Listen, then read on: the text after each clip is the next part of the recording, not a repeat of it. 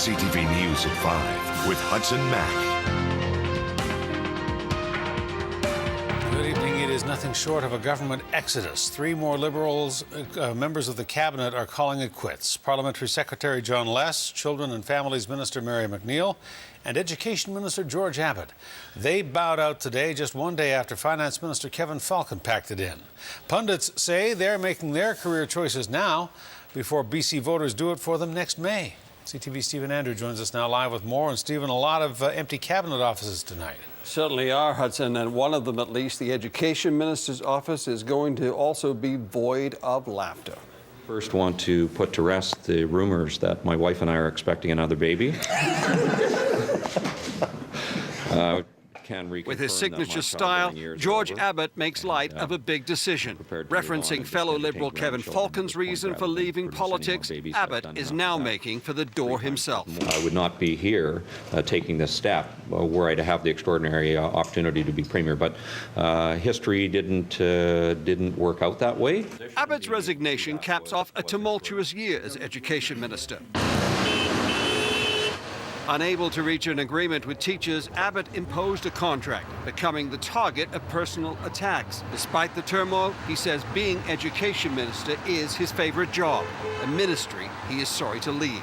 But Abbott says after 33 years in public life, he is tired of politics, the lack of collaboration, and his inability to change the system.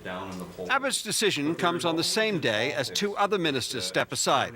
Parliamentary Secretary John Les and Children and Families Minister Mary McNeil are also retiring from provincial politics.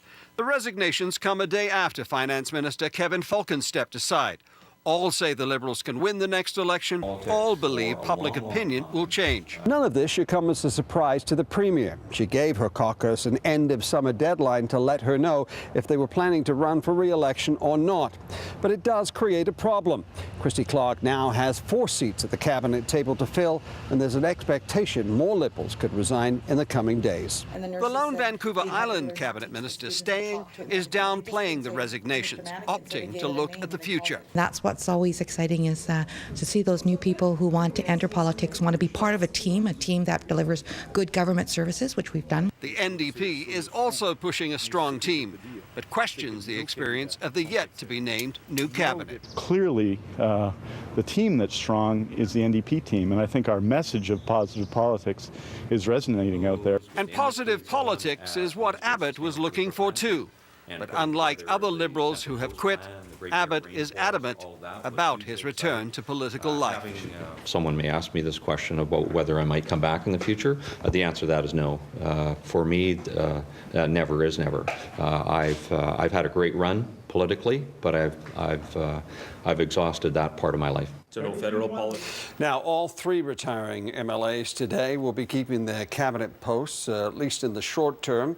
It's expected that Christy Clark will announce a cabinet shuffle next week, a new cabinet, and obviously those names that resigned today, Hudson, are not going to be in that cabinet, but there's more expectation that more Liberals could resign in the coming days, and the Liberals put out a list today of returning MLAs and their nomination meeting dates, and there was one name noticeably absent from that list, Hudson, and that was the name of Energy Minister Rich Coleman.